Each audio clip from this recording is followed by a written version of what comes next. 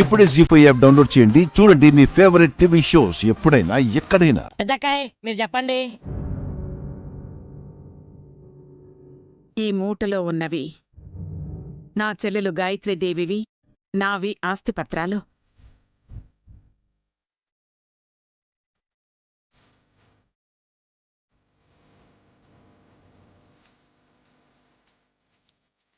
ఓ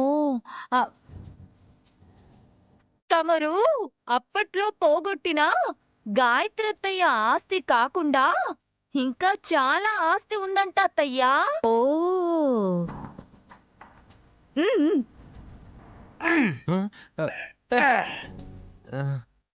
గాయత్రీదేవి అమ్మగారి పేరునున్న ఆస్తితో పాటు లలితాదేవి అమ్మగారి ఆస్తికి సంబంధించిన పత్రాలు పుత్ర.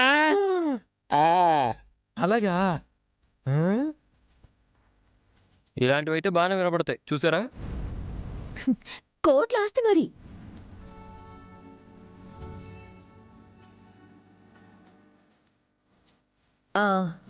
ఇప్పుడు ఎందుకు తెచ్చినట్టు? నీ చిన్న కోడలు చేసిన నిర్వాకానికి జనం ఫోన్ల మీద ఫోన్లు చేస్తున్నారు. ఈ చిట్టి ఊరికే ఉండి చాలదు కదా అత్తయ్యా. గాయత్రత్తయ్య గురించి పేపర్లో టీవీలో వచ్చేలా చేయగానే అందరూ దేని విసిగిస్తున్నారంట. ఓ ఓ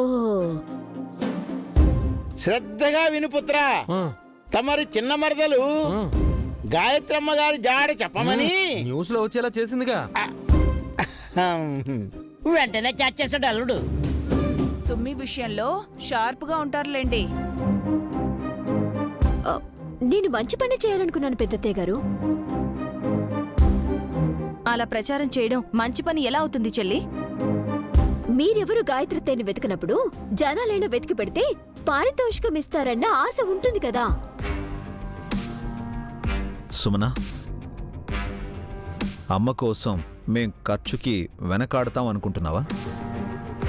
నేనలా అపార్థం చేసుకున్నా సరే, అందులో అర్థం ఉండొచ్చు బావగారు.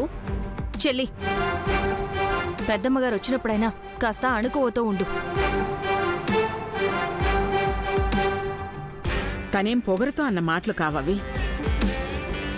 ఇంకా చెప్పాలంటే నా చెల్లెలు గాయత్రీదేవి ఆచూకీ తెలియడం కోసం వార్తల్లో ప్రచారం చేయడం అనేది సుమన చేసిన మంచి పనే.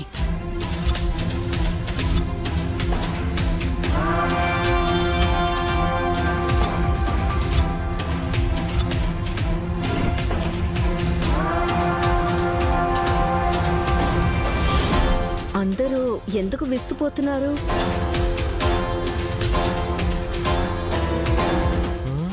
ఏమైంది మమ్మీ వీళ్ళకి? చిట్టి చేసింది మంచి పనే అంటున్నారు పెద్దత్తయ్య గారు. ఎలా? వార్తలు రావడం లాభం అంట. అలా ఎలా? పెద్దమ్మా, ఎందుకలా అంటున్నారు? దయచేసి నేను ఎలా మంచి పని చేశానో వీళ్ళకి చెప్పండి పెద్దత్తయ్య గారు. ఏ కోణంలో మంచిదొదినా? నా చెల్లెలు గాయత్రీదేవి పునర్జన్మ ఎత్తాక ఇన్నాళ్లైనా ఇంటికి రాలేదంటే నమ్మకం సడలిపోయే ప్రమాదం ఉంది.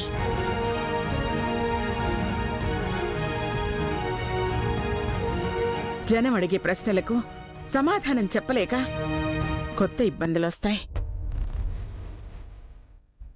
అందుకే నేను నిర్ణయానికొచ్చి ఈ మూట తెచ్చాను. నయని, విప్పమ్మా.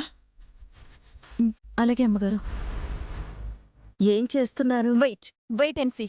చూడండి.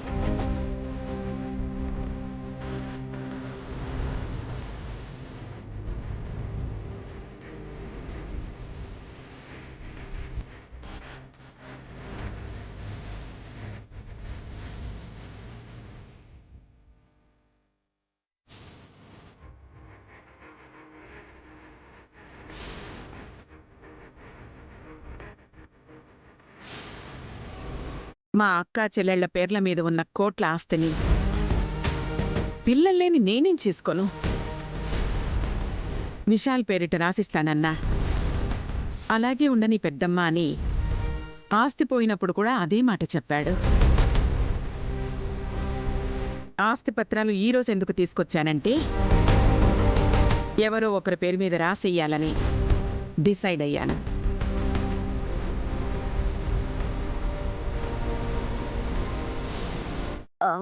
ఎవరికిస్తారు పెద్దత్తయ్య గారు? నువ్వు మంచి పని చేసావు కదా సుమన.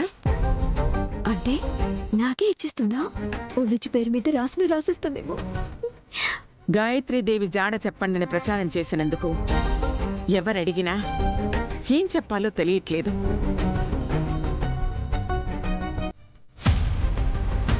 అందుకే నా చెల్లెలు ఈ ఇంటికి తిరిగొచ్చేంత వరకు మా అక్క చెల్లెళ్ల యావదాస్తిని నయని విశాల్ దత్తత తీసుకున్న గాయత్రి పాప పేరు మీద రాయాలనుకున్నాను.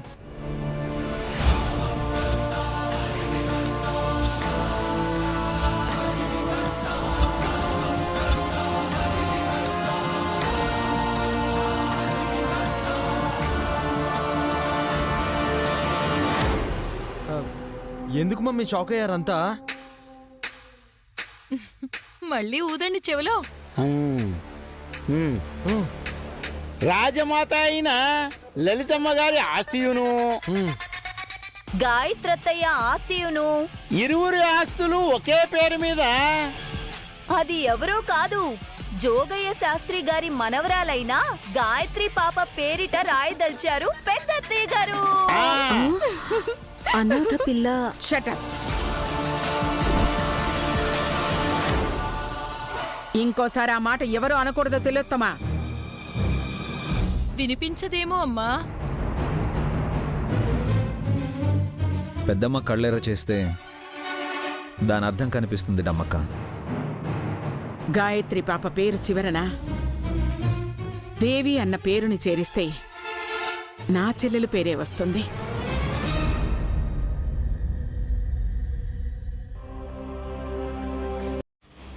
రేపెప్పుడైనా మీ తోడుపుట్టిన చెల్లెలు గారే, అదే అత్తయ్య గారు, మా అక్క కన్నా మీ చెల్లెలు ఇంటికొచ్చేస్తే?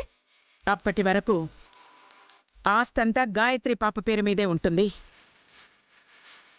తనే నా చెల్లెలు గాయత్రీదేవని చెప్పుకోవాలి.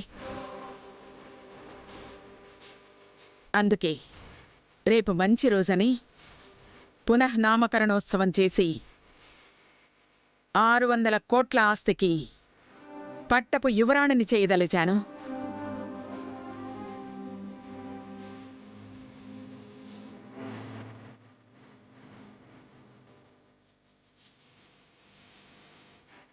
అభ్యంతరాలుండకూడదు, ఏర్పాట్లే ఉండాలి.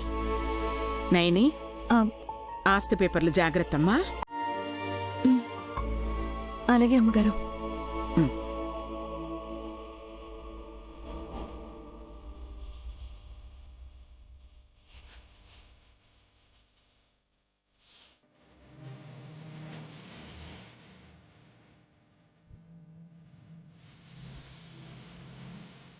జీ5 యాప్ డౌన్లోడ్ చేసి అన్ని ఎపిసోడ్స్ పూర్తి ఉచితంగా చూడండి.